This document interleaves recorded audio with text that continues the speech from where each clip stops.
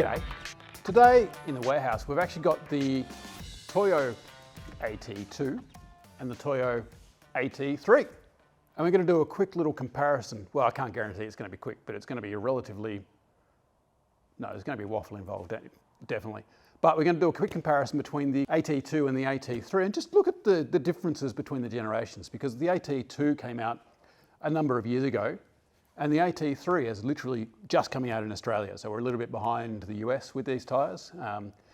You guys are buying too many tyres over there, so we don't get as many down here, but we're now finally getting them. And I saw these 3 years ago and finally, oh, it's getting brighter in here.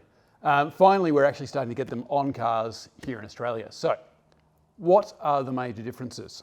In their marketing, Toyo's saying that they're focused on better wet weather performance, better durability and more tread wear.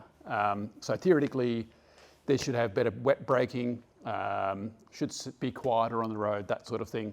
But I thought I'd take a quick look at the actual tread patterns themselves, and it's going to come around the front here. And one thing I did notice is that the tread blocks themselves on the new AT3, which is this one, are actually smaller. And they've got these bigger grooves through the whole tread pattern. Whereas you can see over here, we've got these four big circumferential grooves around the whole tyre. So normally they do that for venting water and that sort of thing out so you don't aquaplane and you've got more grip. And they've got these bigger blocks as well. Whereas what they've done here is they've actually got rid of the two central grooves and separated the tread blocks out and made them a bit smaller. So we've still got these sort of trademark Superman S's here that we had. So this is the AT2 over here, and they've got the big S here with a small gap between the block. But they've actually joined the S together and made it smaller and made the grooves around the block bigger. So the other interesting thing is that these grooves are about my little finger width, whereas it's pretty much through the whole of the tread pattern. Whereas over here, I can't actually fit a finger into the shoulder. I can fit it into the grooves. There's quite a fair bit of space there. Sorry, I'm trying to do it so you can actually see it. Maybe I'll use that hand. And in this groove over here as well. But through the center of the tread pattern, there's not as much. Now, in terms of siping, they say that they've actually updated their siping method to the, what were they called? 3D multi-wave sipes on the AT3, but each sipe is basically going to give you an extra little bit of grip on the ground. And I feel like there is actually more sipes on these tyres, although we've got some smaller ones through the Superman S's here, but I think that's sort of held up, traded off by the fact that we've actually got smaller blocks, so more biting edges. I feel like the sipes are actually bigger in these smaller blocks. So it looks like there's more siping on this one, but we'd have to get scientific to measure that, and we don't do that here, we just make judgments. Anyway, so yeah, the tread pattern is actually a lot more widely spaced on the AT3. Interestingly, the shoulder blocks on the AT2 are actually joined together by a part that's maybe half to a third of the actual full tread width, tread block height, and it's maybe, say, a quarter of the width. And that's actually joined together, which theoretically gives it a bit more strength on the shoulders. There's like a little sipe in it, but it's mostly joined together. Whereas the same thing exists on the AT3, but it's actually not joined together. So there's just a little sort of 1 mil sipe cutting straight through that. So another little difference. Let's jump across to the sidewalls, because I found this interesting. Actually, I'll go this way because then we get the white lettering in the shot. So the sidewalls are interesting. So white lettering was available across the range across a lot of sizes on the AT2. It's on some sizes on the AT3, but say, for example, the ones that I've got in my car for the long-term test are actually black. So you'll have to sort of pick and choose if you want the white lettering.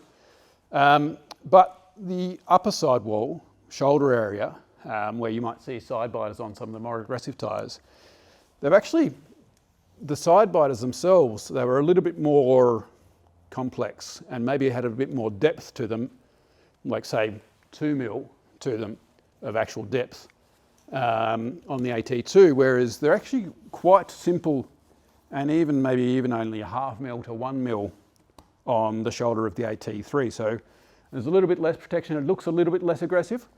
But a key thing here to notice though is right here on these shoulder blocks. On the AT3, we've got this alternated scalloping where we've got sort of an indented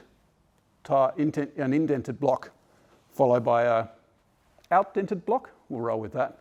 An outdented block. I'm actually saying these things to see if I can get the videographer to laugh as well. So we've got the outdented block and the alternating with the indented block, whereas over here on the AT2, there was a little bit of indenting, but it was a lot smaller than what we're seeing on the AT3. So that to me says that the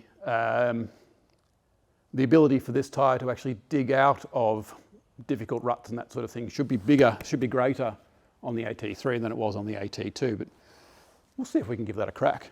The other thing that I meant to talk about as well is, let me just put my back to the camera, which is a cardinal sin, and I'm all over the shop, so the videographer's probably going to get grumpy with me again. But in terms of inside the grooves, I've just remembered that we were spotting out these little ramps here in the AT2 tread pattern, which sort of are scattered throughout the whole pattern. But we don't see as much of that in the AT3 pattern. There's some sort of like real low level block ramping at the base of the shoulder blocks. But throughout the middle, we're not seeing as much, just a little bit of a ramp on the corners of the S. So a bit of a change in strategy there as well. I'll be really interested to see what the reviews are like on the AT3. We are a reviews-based business, if you can call us that. We really want your reviews on these tyres. So the AT2, definitely give us your reviews. AT3, as you start to use them, give us your reviews on that, because I'll run these for 10,000 Ks and I've run these for 10,000 Ks, but you'll run them for 40, 50, 60, 70,000 Ks. Let us know how you go with them. I'm really curious, and we read a lot of your reviews, or somebody reads all of them and I try and read a lot of them. Tell us what you think. What are they like for Australian conditions? Even what are they like for the US conditions? Let us know. It's that proper long-term usage that will tell us whether the AT3 is an apt successor to the AT2. It should be. It's got all the right building blocks. But let's see how it pans out, and make sure you let us know. Anything I forgot to cover, make sure you ask in the comments. I'll try and get back to answering those. It's been busy recently, so I've fallen off the wagon a little bit, but I'll get back onto that. So I'll stop waffling, and thanks for tuning in. See you soon.